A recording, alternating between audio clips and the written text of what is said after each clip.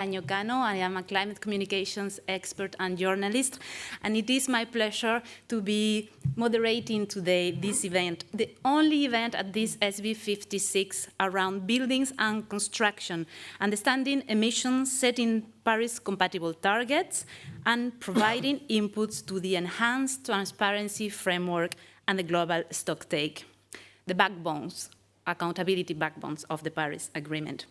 And it is my pleasure to be sharing today the podium with in-person speakers, but also with 4 remote participants who I'm going to introduce right after. I have the pleasure to introduce you to Ramiro Fernandez.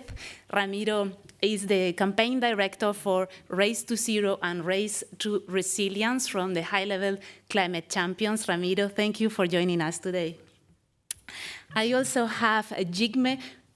Hi, Jigme. Super nice to see you. Jigme is from the United Nations Framework Convention on Climate Change, and he's manager of the Transparency Division. It is my pleasure also to present you Oliver Rabt. Oliver is joining us from Brussels.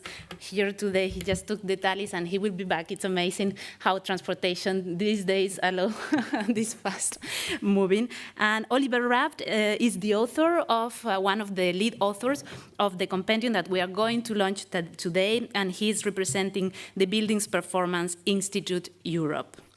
And last in person but not least, it is my pleasure to introduce you to Monsieur Stéphane Croissat, Climate Ambassador from France. Thank you very much, Mr. Ambassador. Thank you for taking the time. I know these are very busy days. Thank you very much. And we are online for speakers that I'm going to introduce to you as well. We have Nora Storer from the Global Alliance from Buildings and Construction. She's connecting remotely. We also hear remotely from Régis Meyer from the Ministry of the Ecological Transition from France, from Jérémy Bougot from the Agence Française du Développement, the AFD, and also working for the Program for Energy Efficiency in Buildings. And we will hear from Elisabeth Chege. Elisabeth Chege, Energy Efficiency and Cooling Specialist for Sustainable for All, and she's chairing the World Green Building Council from Africa. We will hear from her in the summary, closing up and looking forward to COP27. And without further delay, I would like to give the floor to Ramiro Fernandez to introduce us to the sleeping giant, the buildings and construction sector from the perspective of the global climate action agenda. Please, Ramiro. Thank you very much, Mariana. Thank you very much for the invitation, and congratulations for the report that has been launched today. An excellent compendium that is coming out, so going to be very useful. As many of you know, the high-level champions, since they were created, actually since the Global Climate Action Agenda was set up under the UNFCCC process in the way to Paris with the Lima Paris Action Agenda, it was structured and organized through different thematic areas and thematic areas of work, being building and constructions and human settlements, one of those from the very beginning. In 2019, the Marrakesh Partnership members, they launched the pathways to 1.5 from different areas and sectors. And yesterday, in the World Café for the Global Stocktake, it was very much highlighted by different parties and non-state actors, the relevance and how these sectorial approaches can help accelerate the implementation of existing NDCs when they include these sectors within their NDCs, but also to enhance ambition, because the sectorial approaches and the work together gives the opportunity to highlight areas of improvement for different countries and parties within their NDCs. And I do think that this sector, the building and construction, is one of those areas that it has a massive potential contribution to enhance future action, future NDCs, because as you said, Marianne, at the opening, in many sectors, in many areas, we do know it is the sleeping giant. You know, there's a huge potential to enhance, to reduce emissions, but also there's a huge risk if we keep the business as usual trends on future emissions in these areas. So definitely this compendium comes in a critical moment. And very much it was also highlighted yesterday how important it is the role and the need to connect what the non-state actors are doing in different areas with the national governments and national areas. And the compendium aims to do that, aims to bring together these different actors, knowing that it is a very fragmented space where addressing building and construction is not like the steel industry.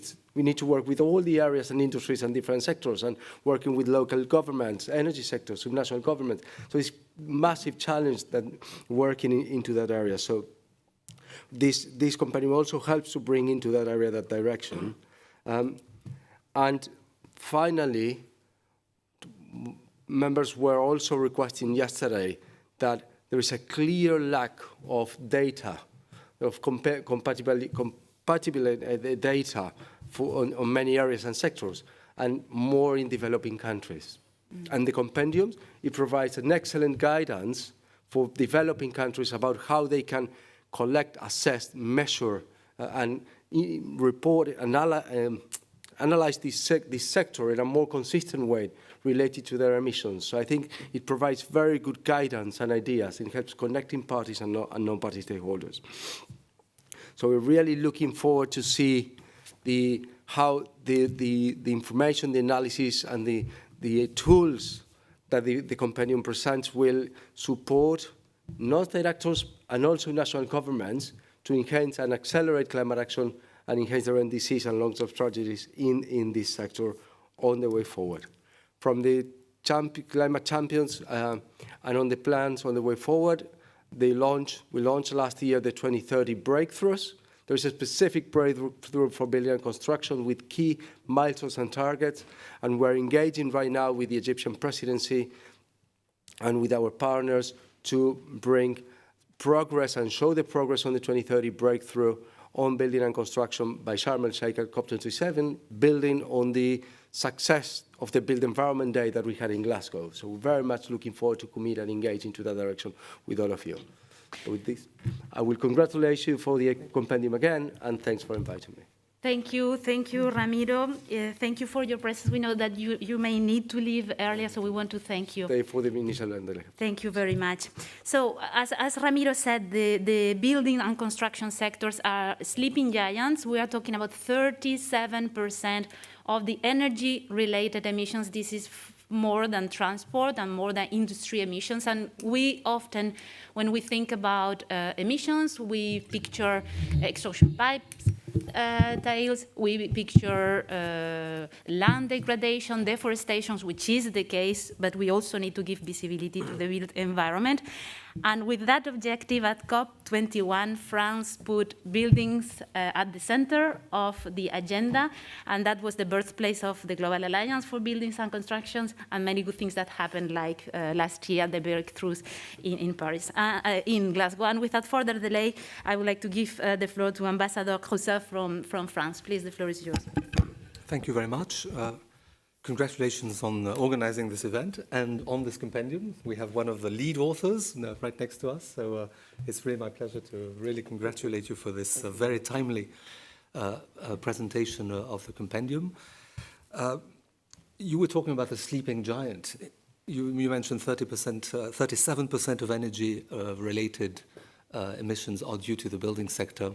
It's 21% of all greenhouse gas emissions is the building sector. So we tend to forget that. And it's absolutely essential that we concentrate our minds on addressing these 21% of emissions. And it's particularly important because we know that we're going to increase the built areas. We'll double the built areas within the next 30 years, and those will happen in Asia, in Africa. Of course, Europe is doing quite a lot, and in fact, France is working towards decarbonized building stocks in 2050.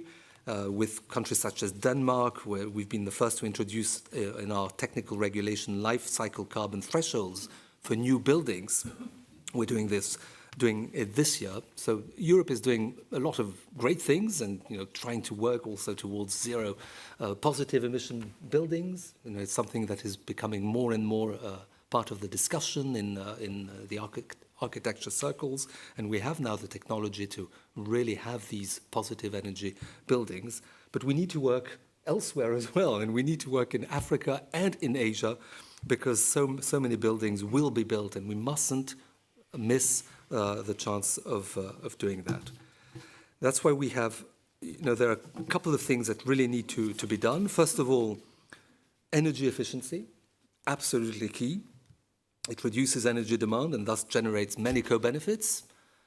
The cheapest energy is the one that is not consumed. It's an old saying, but it's really worth repeating.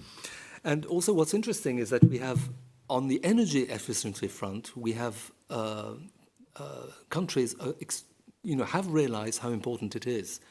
It is the second, energy efficiency in the building sector is the second most cited policy in nationally determined contributions after renewable energy development. So really, energy efficiency is absolutely key here in driving the reflection.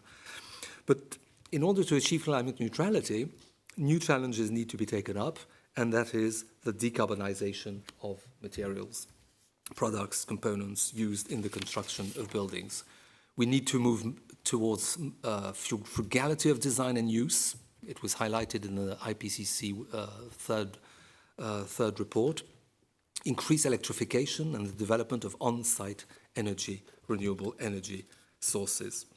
So, international cooperation, that's the point of the Global ABC, launched at COP21, which was, we were very instrumental, I like to say, in launching this alliance. It now works with a multitude of countries ranging from Morocco, Senegal, Tunisia, United Arab Emirates, Vietnam, Mexico, and many others.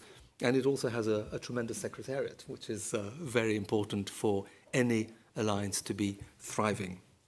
It's now recognized as the international forum for the decarbonization of the building sector, as underlined in the recent G7 Climate and Energy and Environment Ministerial Communique, which just came out.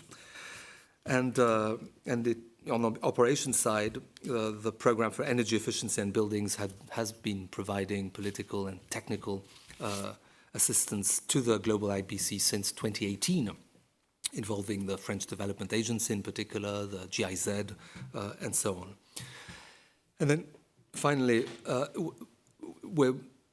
we think that the building sector is so important that it deserves an extra push. And you remember how in Glasgow there were the Glasgow breakthroughs on power, road transport, steel, hydrogen, and we feel there is space for a Glasgow breakthrough on the building sector. And so we're currently exploring this idea with the UK and the Global ABC Secretariat to try and perhaps promote something along that lines in Sharm el-Sheikh. So congratulations again. Thank you, Monsieur l'Ambassadeur. And it's a perfect segue. You were describing how it was, with what vision the Global ABC was launched in Paris, and a year after in Marrakesh, the program for energy efficiency in buildings was created. The Global Alliance for Buildings and Construction has been a big support to the UNFCCC, the BPIE, and the PEEB in making this event possible. And I would like now to give the floor to Nora Storer, who's connecting with us remotely. Nora, who's program officer at the Global Alliance for Buildings and Constructions. Nora, the floor is yours.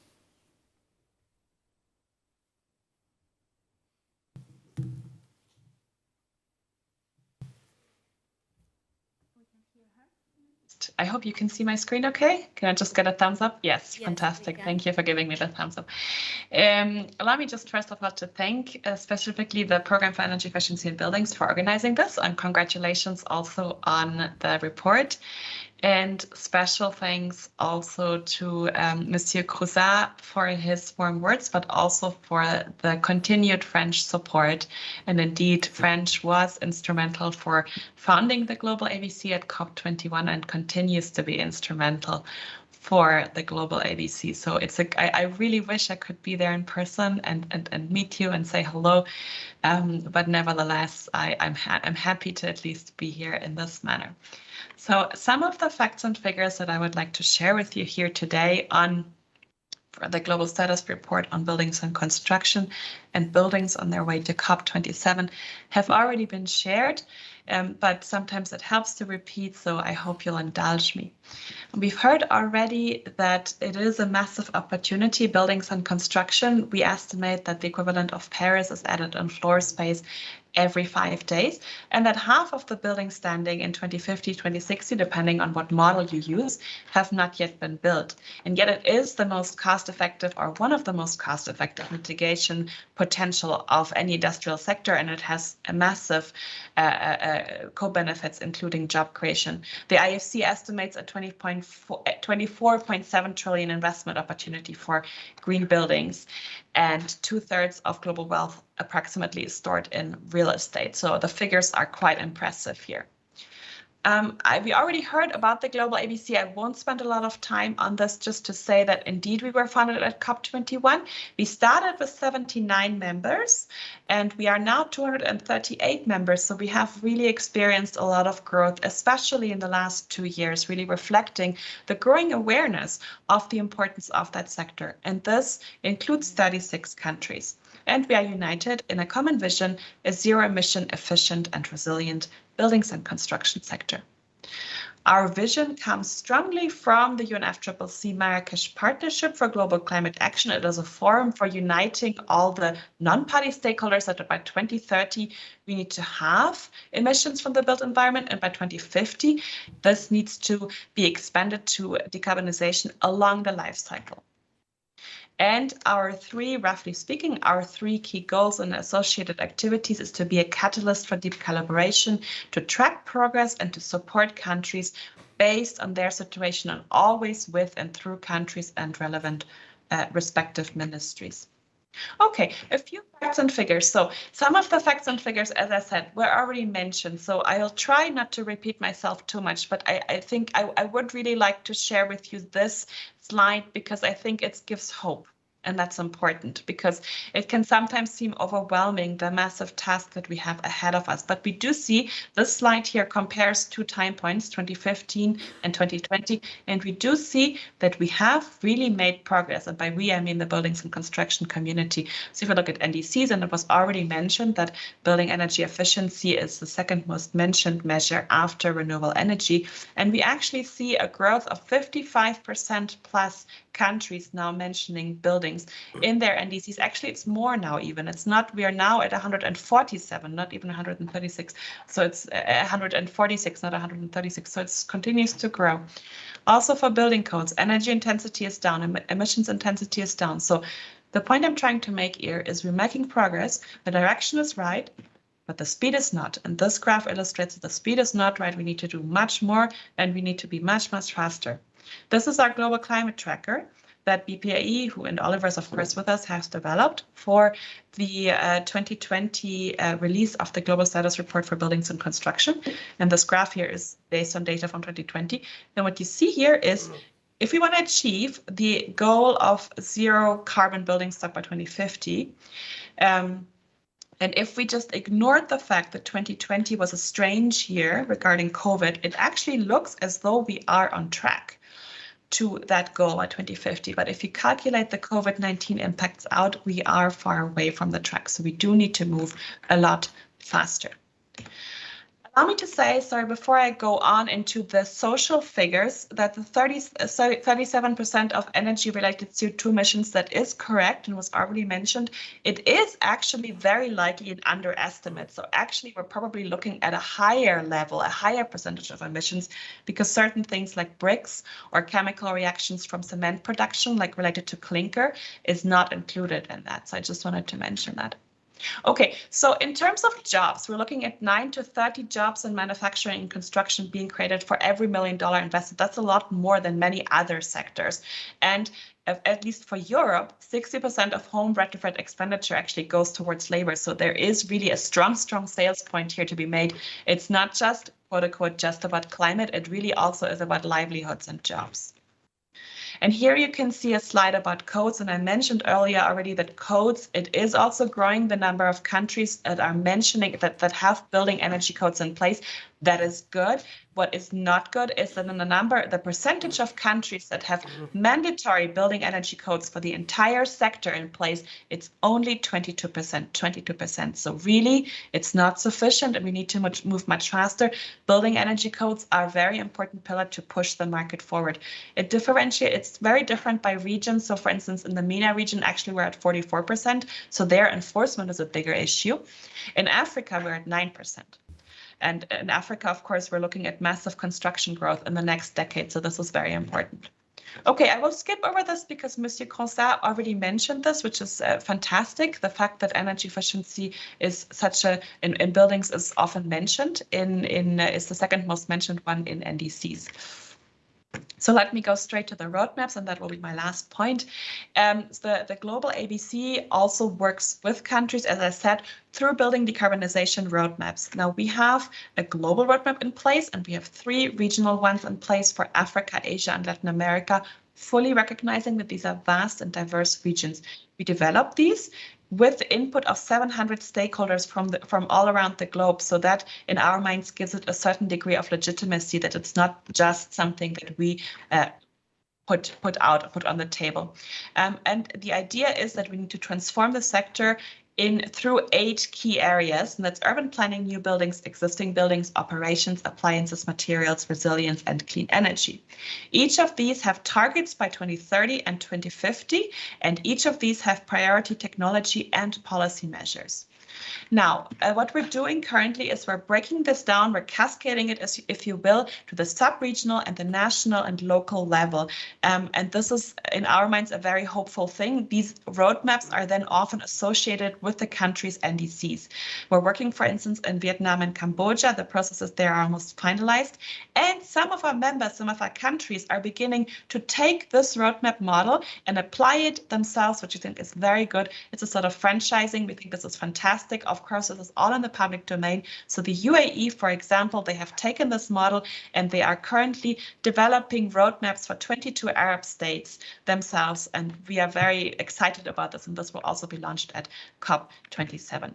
Okay, if you want to find out more, globalabc.org is our address, and you can contact us at global.abc@un.org. We are extremely excited about COP27. I was very pleased to also hear from Ramiro earlier. Thank you for sharing with us also a little bit your plans.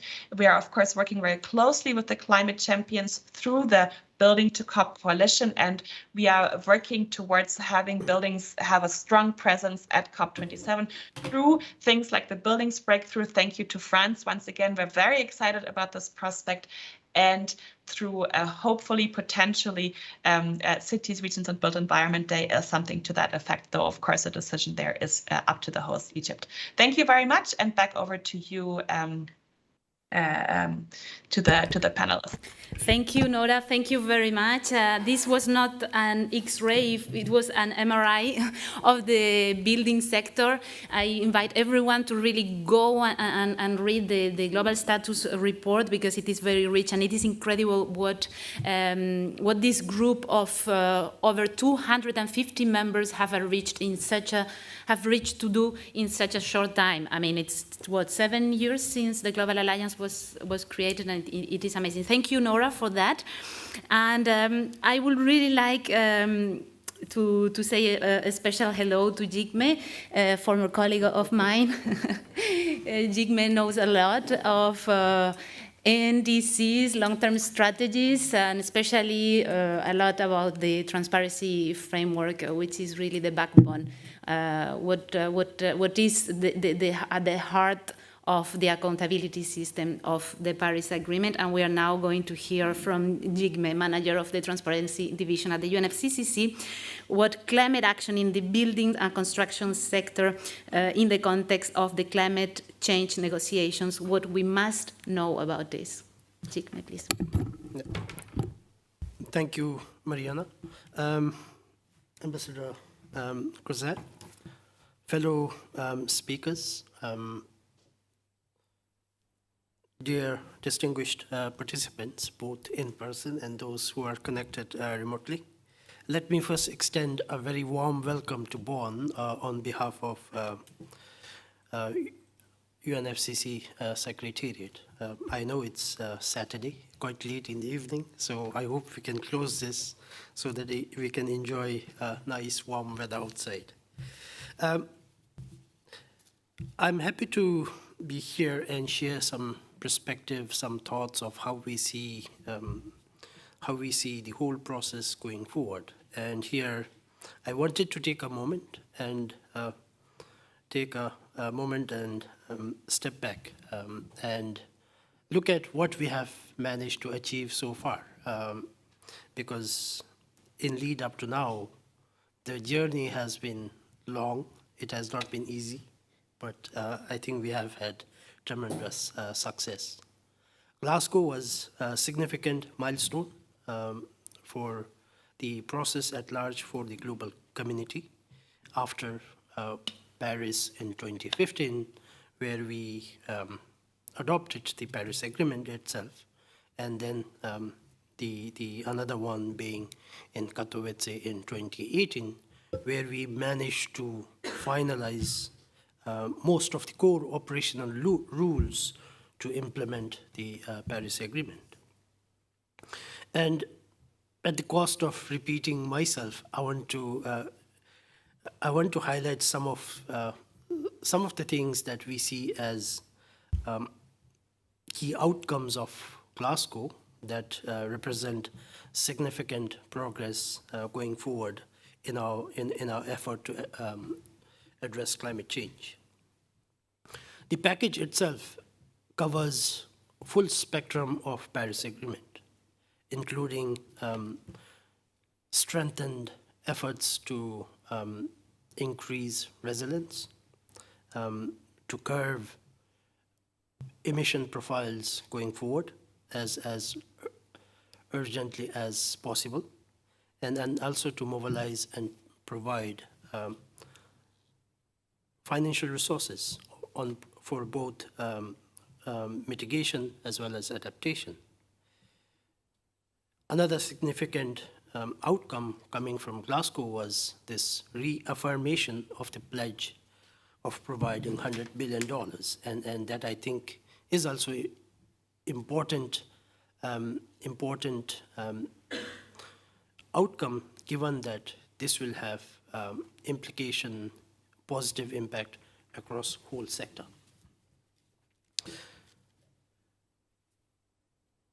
Parties also agreed to work urgently to reduce the significant gap that we see between existing emission reduction plans and the level of emission that is prescribed by science for us to be on this 1.5 degree goal. And for the first time ever in this UNFCCC process, parties have agreed to touch on phasing down this unabated use of coal, as well as inefficient subsidies for fossil fuel. And then finally, we have now all the operational rules that are needed to implement the Paris Agreement, which changes the whole dynamics, because it puts us in a different phase, the implementation phase. The design phase is over now, and now we are in an implementation phase. Unfortunately, we do not have much time to wait.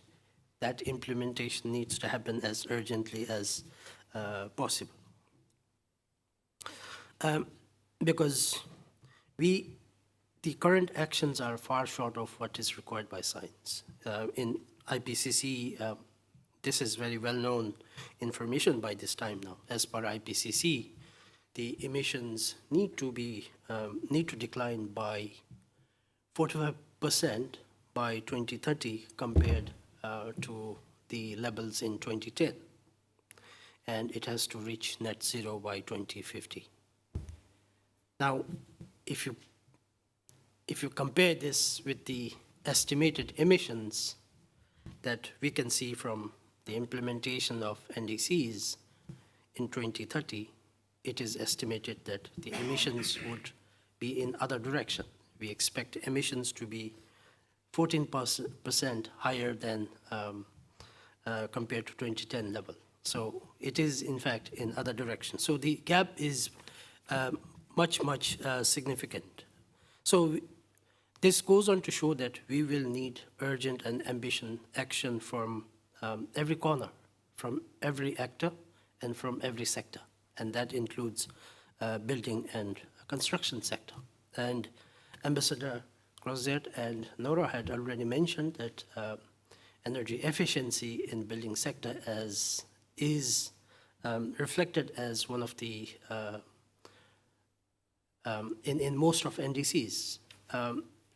In addition to that, I would also say that 6% of communicated NDCs include, reflect building sector, concrete mitigation target for building sector.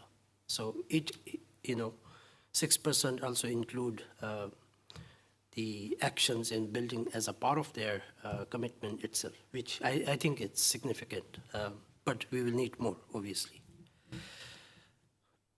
There are many challenges and opportunities, in my view, in the building sector as it continues to its part to decarbonize and also enhance climate resilience. And to that end, support and capacity, I believe, will play a key role in maximizing the ability to address the challenges and harness the opportunities. And that will be particularly the case for developing countries where capacity can be an issue.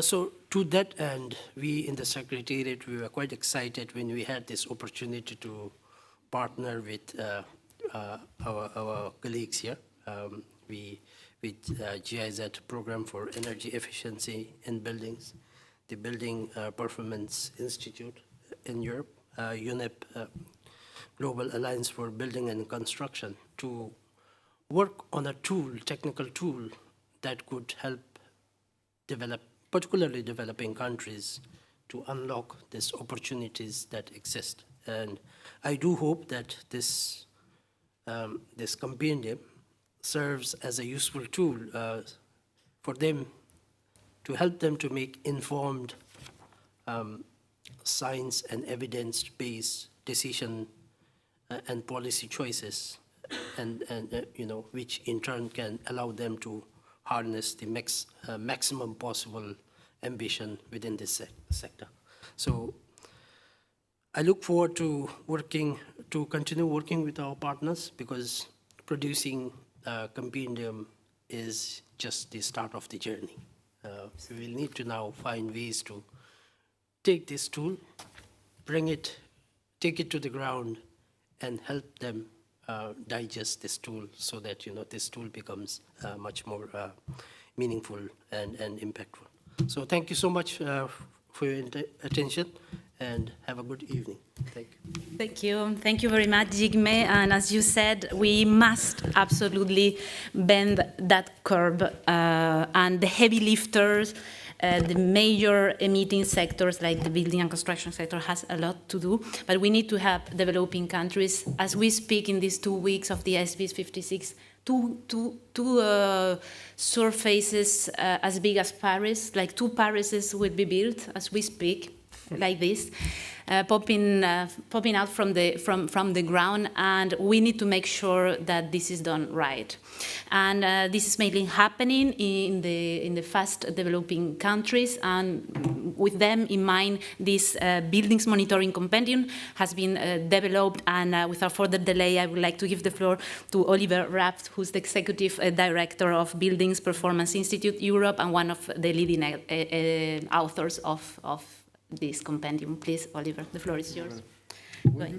I will, yeah. As should you, I sit there? I can sit there. you prefer? Yes, sure. I will do that. Please, let's do that. Switch. Thank So you. you just need to click on the Yes. over there. Sorry. That's fine. Welcome, everybody. It's a great pleasure to be here today and to introduce the compendium for greenhouse gas baselines and monitoring for the buildings and construction sector. It's a long title, it's a complex title, but I think already the title shows a little bit that it's not necessarily a sector where mitigation and also adaptation policies are straightforward. And so when we had the opportunity to work with the UNFCCC Secretariat to prepare the compendium, we were, of course, saying immediately yes, and we formed a partnership with the PEEB, the Program for Energy Efficient Buildings, and GIZ to make it happen. And the purpose of the compendium really is, it was said already, but it is really supposed to be a very, very practical tool for policymakers and practitioners to develop mitigation strategies, to develop strategies how to monitor progress, how to collect data. All of this is, of course, designed to support the development of NDCs, to support the enhanced transparency framework, and to support the global stocktake process. Because what we find is that when we look for data from buildings and construction and really try to pin down the exact climate impact, we find that the data situation is rather difficult. Globally, there are regions which have better data, there are regions which have hardly any data.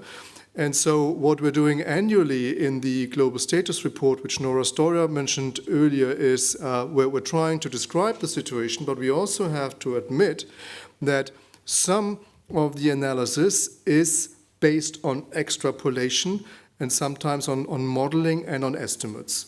And what we also want to achieve with this compendium is that the situation is simply improving.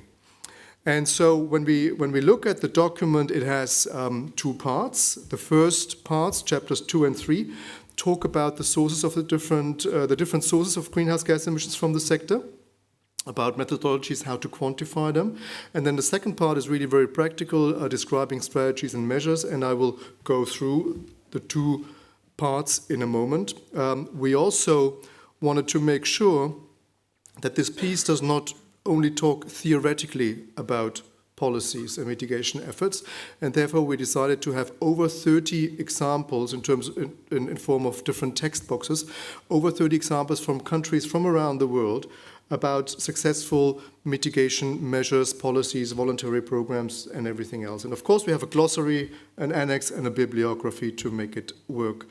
When we look at the situation for buildings and construction, well, we observe, like in many other sectors, the climate impact is growing. This is just a timeline for the last decade. The top orange line is the overall surface growth for buildings globally. And you see there is quite a steep increase in the past decade. The green line below is the global population growth. You see that the line is not as steep, so we have more surface growth, and that simply means that the per capita use of building surface is growing. That's a trend, of course, which is driven by growing wealth, but it's also simply driven by the fact that there are still a lot of people on this planet who do not have access to decent housing. So, of course, the building surface will have to grow globally. The question is, how can we make sure that this does not hinder us from achieving the Paris Agreement. When you look at the two other lines, the bluer lines, one is for the energy, the total energy consumption of the sector, and the other one is for the emissions, the greenhouse gas emissions from the sector. And these two lines are not growing as steeply, but nevertheless, they grow absolutely. The good news is here that we have a certain degree of decoupling between the growth of surface and the growth of energy consumption and emissions. But the bad news is we're not bending the curve. We're still growing both emissions and energy consumption. When we look at the different emission sources, it was said before 37% of global CO2 emissions related to energy come from the sector. But when we look at a more detailed picture, we see that about 10% come from the production of building materials. Cement, steel, glass, bricks, what have you, whatever is needed to build a building, to erect a building, is about 10% of that share. If we then look at the question, where do the emissions come from? More from residential buildings, more from commercial buildings. You see the split up there. But it's also interesting to ask the question, well, how much of these emissions are actually direct, really coming right out of the individual building, and how much are indirect? And so you see already you have a complexity here. You have these different emission sources. And therefore, it's very, very important to actually get the accounting right, the accounting of emission sources. And the compendium is following here the 2006 IPCC guidelines on the national greenhouse gas inventories. And what you cannot really see on the right side, because it's way too small, is a typical picture of how you can construct such an inventory. But it shows you with the blue text and the yellow text, blue is for indirect emissions, yellow is for direct emissions, which of the various subsectors are contributing to the overall climate impact of buildings and construction. And of course, we're applying here the principle of source accounting, and the distinction between direct and indirect emissions is important because it requires different mitigation policies. If one wants to reduce these emissions, we have to address different actors, and therefore we need to have different policies in place and different support programs. When we look at this question again, well, how much of the climate impact is actually caused by the buildings in operation and how much through the construction? We find that on the global average, more than 70% of greenhouse gas emissions from the sector are caused in the use phase. So that's normally for heating, for cooling, for lighting. Some inventories also include cooking energy, but about 70% versus 30% is the global relationship. Now, we have countries where this relationship might be completely different. If you have a country which has a very ambitious standard for new buildings, such as Denmark, this relationship will be different. It could then well be that more than 50% of the climate impact is caused through the construction material because the building itself is already that efficient and is powered by renewable energy that the greenhouse gas emission share of the operation of the building, the use of the building, is very, very small. So this is truly a global figure, but it gives us some kind of indication. And if we then look at the different stages, the life cycle stages of a building, we have the product stage, then we have the construction stage, we have the operational phase, the use phase, and the end use. It is very important to recognize then, and this is what you see here, again, that the construction process itself, so what's happening on the construction side and the end of life impact is relatively small. I'm not saying they should be neglected. Of course, they have to be addressed as well. But if we want to ask the question, where should we prioritize actions? It is clearer and more obvious that it is in the use phase as a priority number one, then in the production phase, production of building materials, cement, glass, steel, bricks, whatever is being used. And then priority 3 should be what's happening on the construction side and the end of life. And of course, the end-of-life challenge is asking the question, to what degree can we really come to a circular construction industry? That is, I think, a debate which is only just starting, because it creates many challenges and questions whether building materials which have been used in one building can be used again in another building. I know France is really taking that approach very, very seriously and developing policies on that, but it's not trivial. That's clear. And so when we then look at the different stages of mitigation actions, the compendium includes this cycle, and it's a cycle is a never-ending story.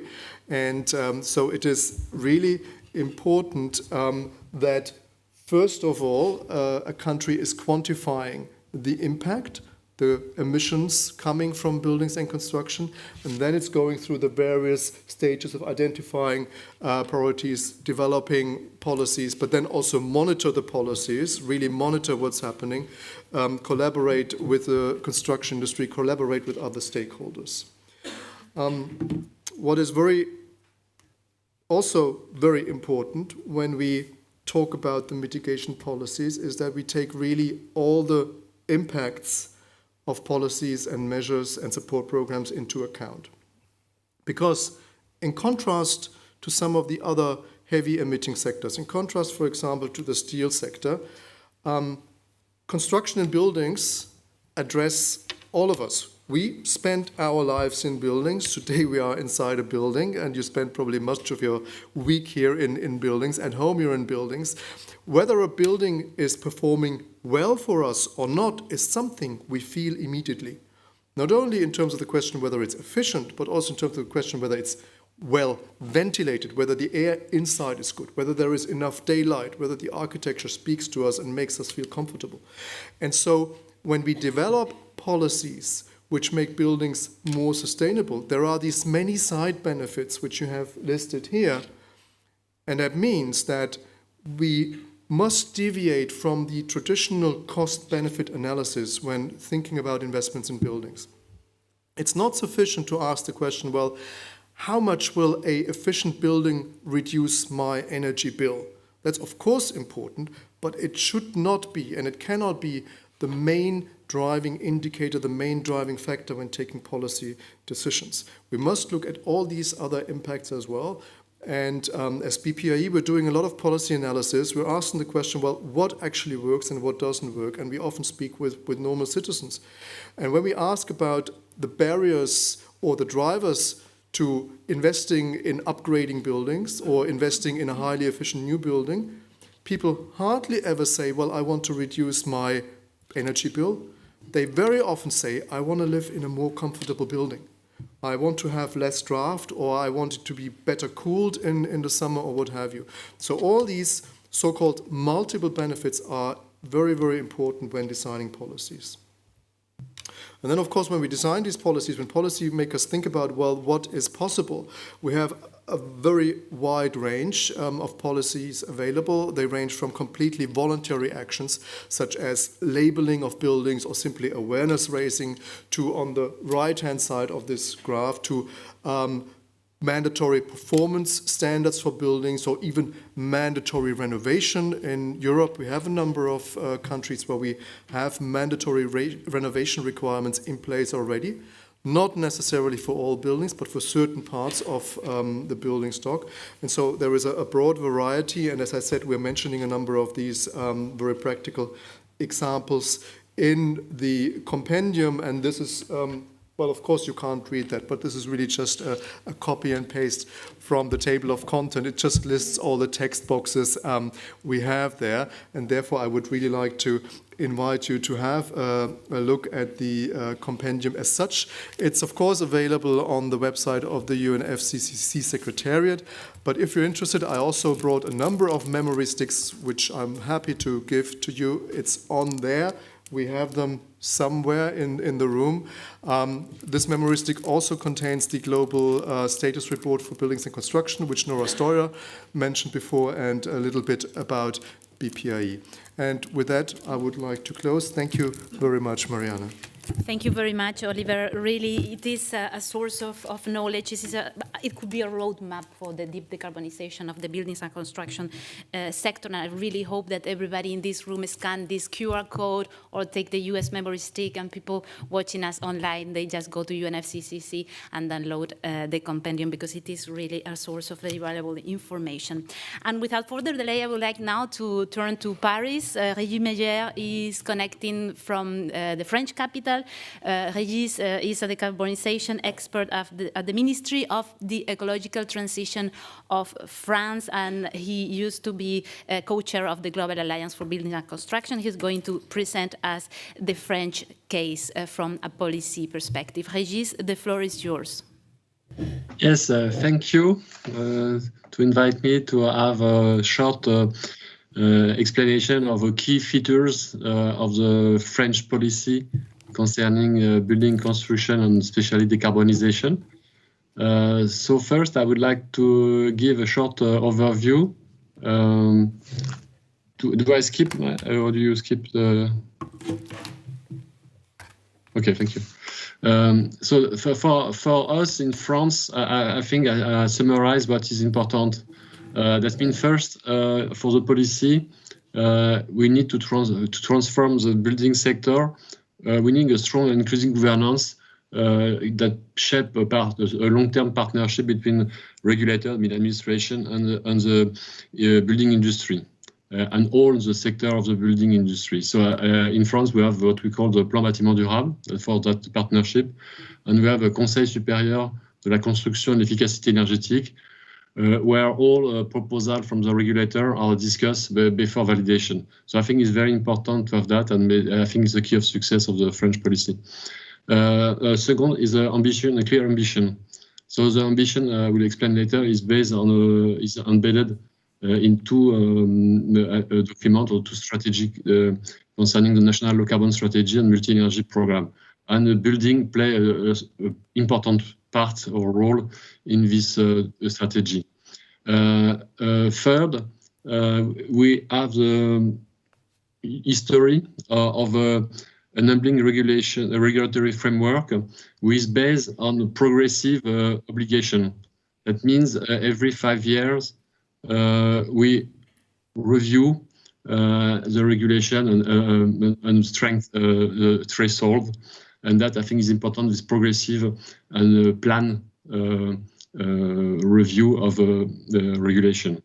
And the other part is to have really clear that we have support, financial support. Every year, it's around 3 billion euro that the state, with different type of aid, is channeling to the building sector. And I think the important part as well is the nexus with the social focus.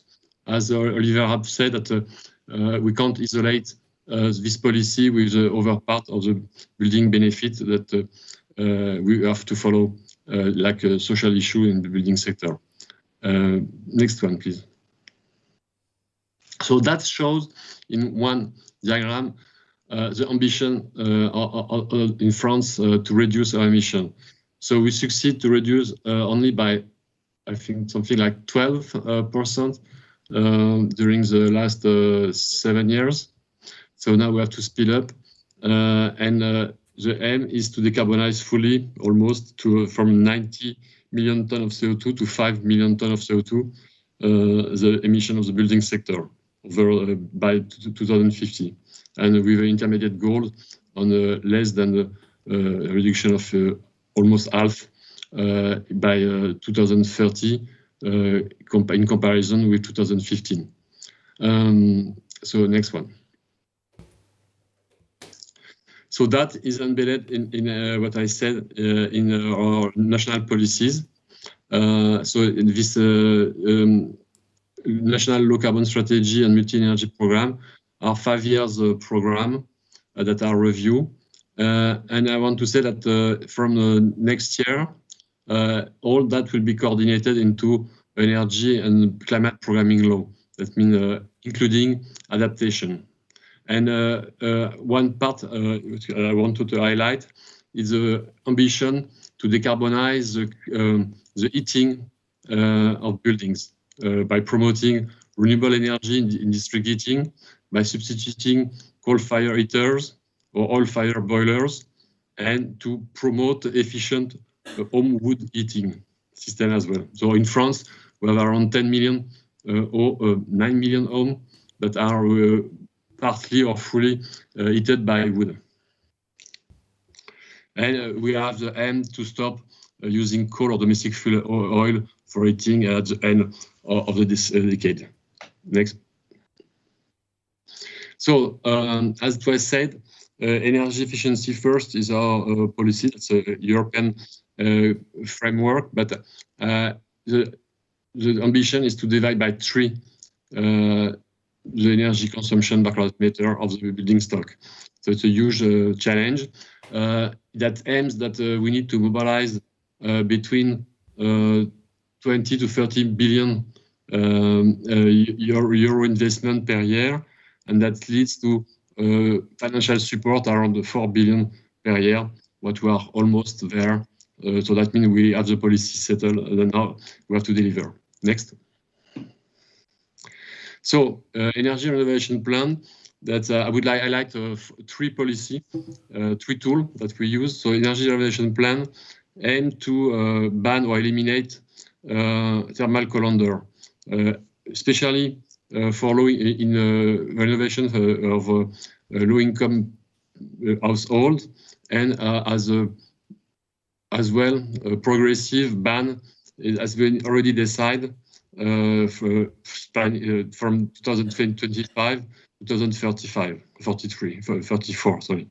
And that is very interesting to understand that in France, for instance, we have around 8 million people who are living in this very low efficient housing or building. And that is the priority of the French policy, to focus on this population or type of buildings that are very, very low efficient. But the French policy is based on means to build trust, and for that it has been decided to promote a certification for enterprises that certifies the quality of work that they can provide, RGE label, and as well a network of one-stop shop assistance, which is called France Rénov, that give her now all the assistance point for the household. So that's very important to have as well a simple access to information. Next, please. So one thing that I want to highlight, that's a new regulation that is now in force since January this year.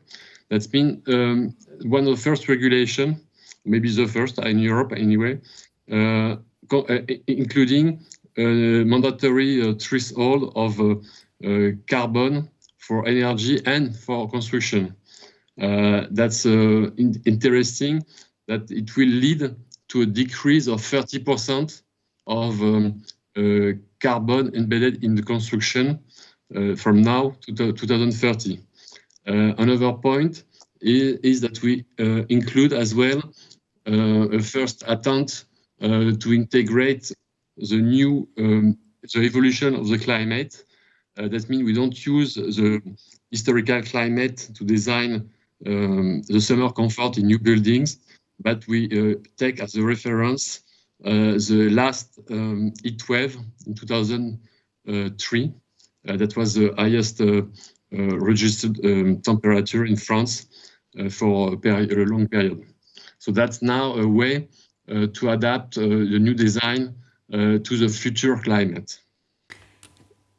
Regis, may I ask you to please stick to the time? We have one more minute maybe before the next speaker. Thank you. Okay. Yeah, okay. Next one, please. Next slide, please.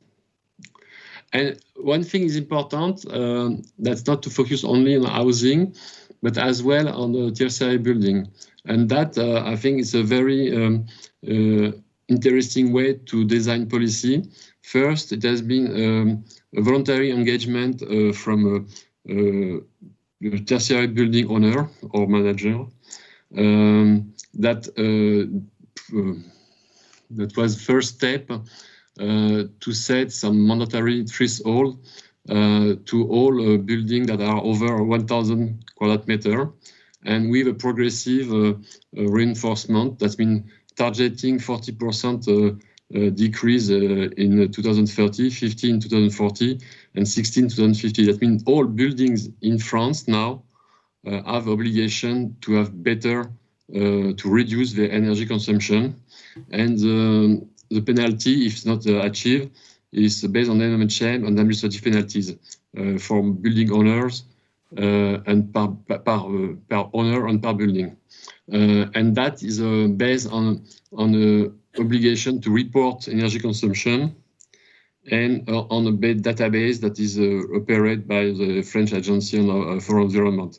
So it's very interesting that 8 years before, in 2012, it was introduced an obligation of green lease.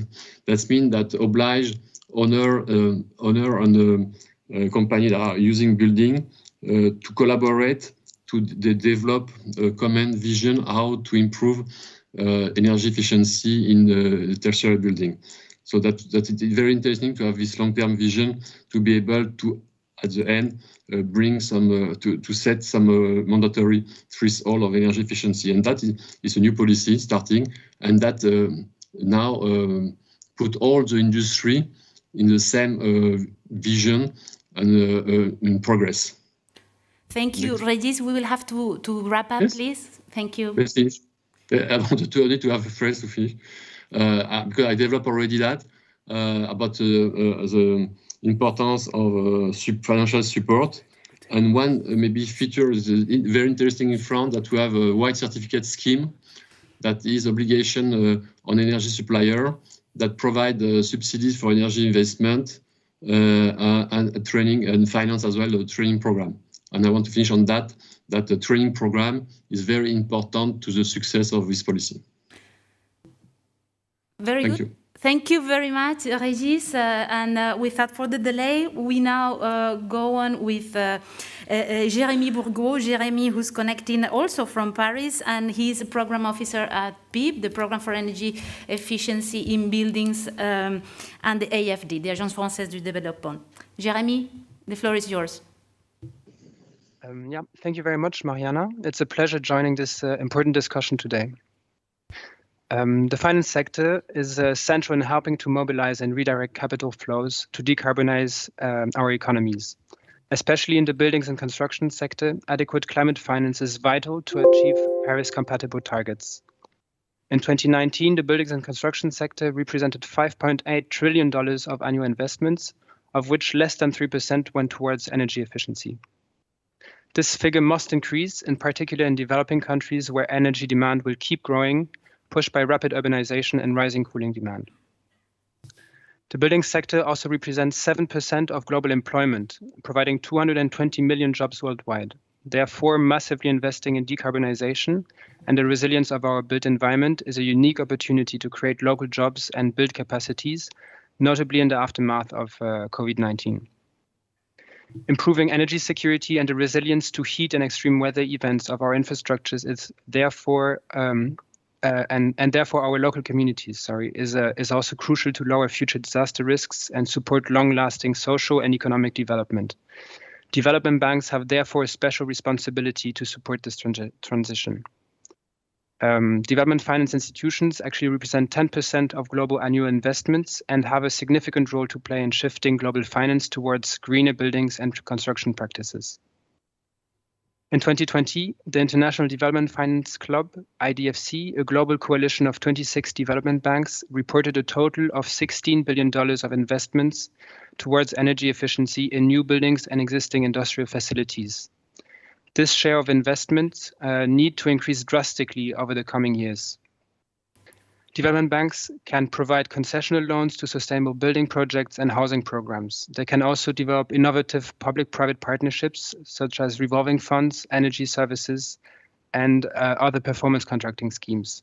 However, a lot more is still needed to scale up action and contribute to market transformation. AFD, the French Development Bank, has the ambition to be 100% compatible with Paris Agreement targets for all its projects and is eager to help rebalance investments towards energy efficiency. Since 2018, energy efficiency is a priority axis of AFD's energy strategy framework, and the Program for Energy Efficiency in Buildings, PEEB, is one key lever of this strategy. PEEB is a French-German initiative launched at COP22 under the aegis of Global ABC to support the building transition in developing countries. It combines the expertise of GIZ, the German International Cooperation Agency, AFD, the French Development Bank, and ADEME, the French Agency for Ecological Transition. Since 2018, these institutions come together to provide policy support, large-scale project financing, and professional capacity building. At AFD, PEEB provides technical assistance to improve the climate impact of large building construction and renovation projects across sectors, from social housing, hospitals, and health centers to universities, schools, office buildings, and industrial facilities. Currently, over 40 large-scale social infrastructure projects across 25 developing countries benefit from PEEB support. In 2021, these projects represented about 3 billion euros worth of AFD's financing pipeline.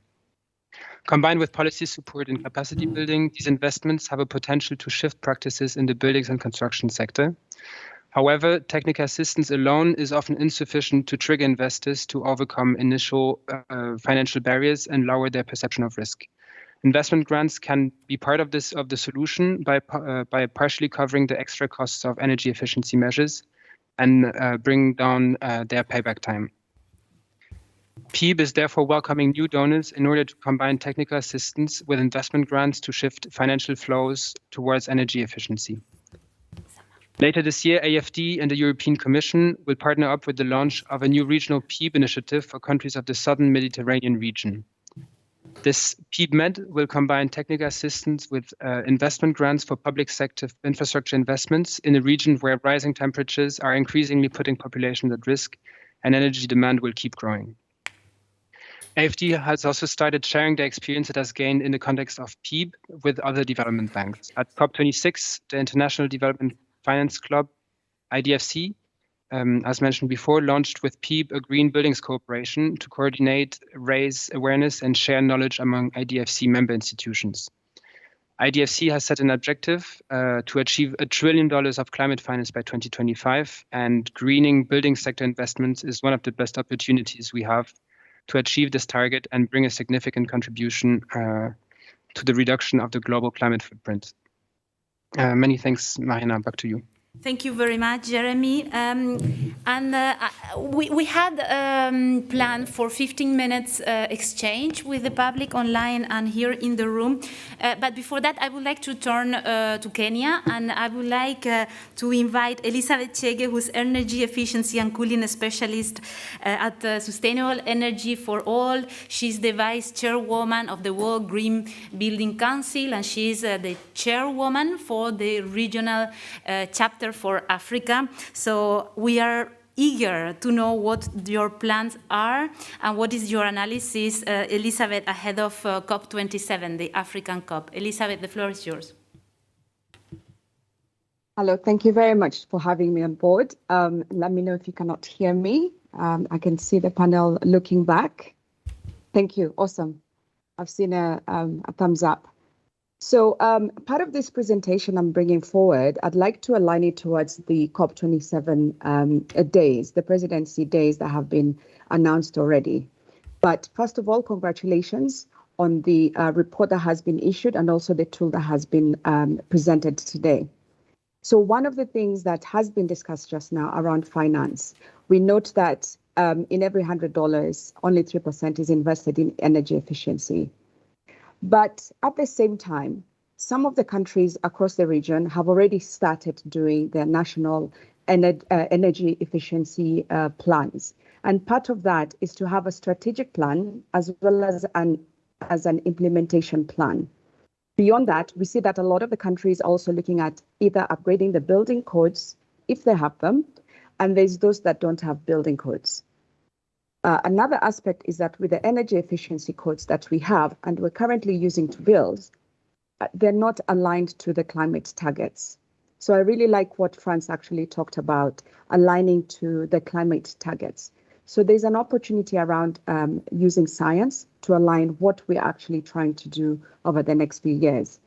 You might note also that 800 million more people will be living in the region, and by 2050, the buildings that will exist have not been built yet. So when we talk about buildings in Africa or the region, we're also talking about the built environment and infrastructure, because there's a great focus on infrastructure. So when we talk about energy efficiency, it's not one building at a time, but it's also the whole process around building infrastructure as well as the buildings themselves. We also know that we have a huge deficit in buildings, especially residential buildings. So 65%, for example, in Kenya, of the construction that will happen in the near future will actually be residential buildings, and these are affordable housing. And when we talk about affordable housing, it's not on the basis that they shouldn't be green, they shouldn't be efficient. If anything, sustainability of these buildings must also impact on the people who will live in them in the long run. So discussing around the COP27 days coming up, we do have regular meetings every month, and that's called Building to COP27. And the coalition around buildings hosts that. So if we talk about finance, not enough of the finance is actually getting to the ground. And most of the times, clearly indicated is that the investments do not get to the developers. The green mortgages are not yet in place. So the message from the ground on the basis of finance is that the people cannot access this finance. So we need to be very innovative about accessing finance.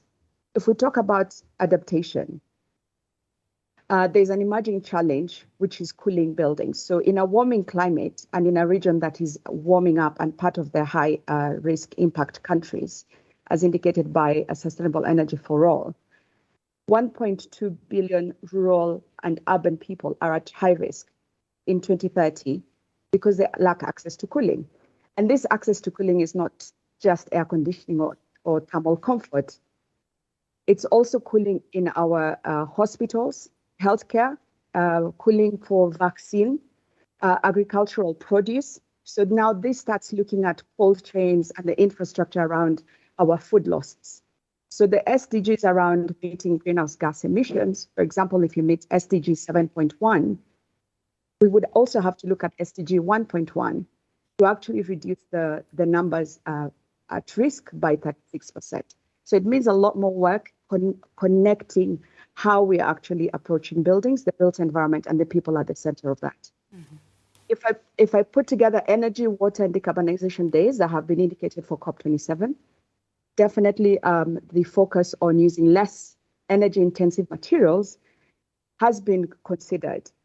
But you'll also note that the industries here in Africa are yet to develop and adopt decarbonization. So there's a great opportunity towards that in COP27. We know that energy efficiency gains come from reducing demand by enhancing passive solutions. So another opportunity is how we design our cities, how we plan them before we even start building each building at a time. So Science Day itself provides a great opportunity, especially around this mandatory building codes aligning to the climate change mitigation adaptation targets. But the urgency for this needs to also align with the support that would come in on financing, drafting these building codes to be able to align, similar to the tool that has been presented, to say if you adopt this building code, this is how much you'll actually save on greenhouse gas emissions from the buildings. On Solutions Day, definitely the platforms that bring people together, for example, Marrakesh partnership that has been mentioned by Nora. There's Mission Efficiency platform as well. The World Green Building Council has commitments on net zero carbon, really allow for less of the silo efforts that we see around the continent and the region. So we really encourage these collaborative efforts and transfer of skills as well to get the over 60% youth that we have in Africa towards being part of this conversation.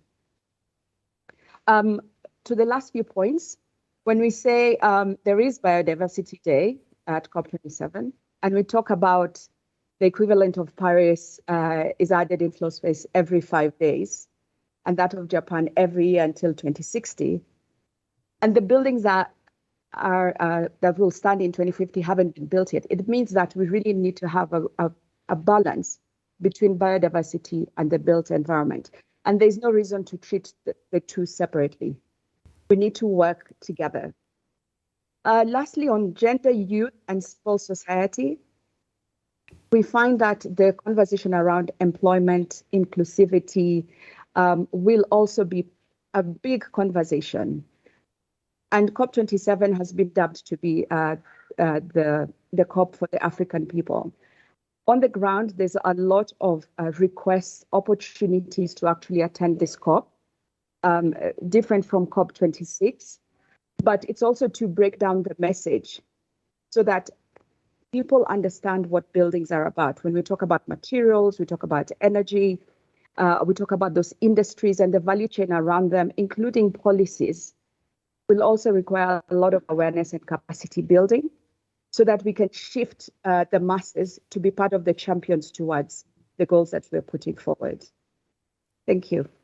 Thank you, Elizabeth. Thank you very much. I really like the people here and in the remote audience to know your motto, which is what we build today will form the Africas of tomorrow. And I found your presentation really inspiring and really forward-looking, not just to COP27, but what really lies ahead. I mean, what you said, Africa has 60% of its population is youth, and these young people will need housing, hospitals, universities, and we often talked about thermal comfort, and as you said, it's not just comfort, a matter of cooling our houses 1 or 2 degrees less, but it's a matter of saving lives. So thank you very much, Elizabeth. I really appreciate. We have maybe 4 minutes for questions.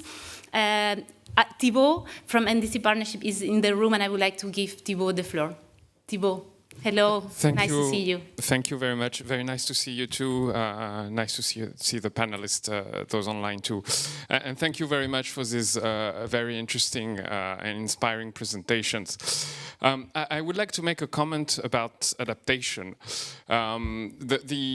Just to tell you very, very briefly, with the NDC partnership, we're working with 80 developing countries. And they send us plenty of requests on all types of sectors. Building is obviously one of them.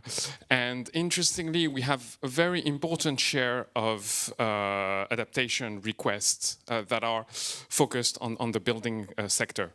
Or I should rather say, or building requests that are focused on adaptation rather than mitigation.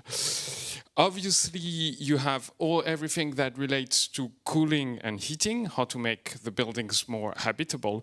But there's also a lot that relates to issues such as resilience, how to protect buildings from disaster risk, from all the disaster risk.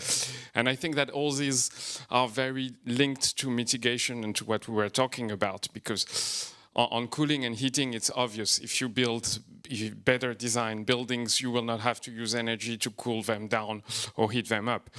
And if you build buildings in the right spots, that are buildings that won't be destroyed by disasters, you're also saving on the materials that you will need to rebuild them. So that was my comment, and I also wanted to say, to build up on the comments of the last speaker, that or the requests that we receive within the partnership have an average of 70% of support.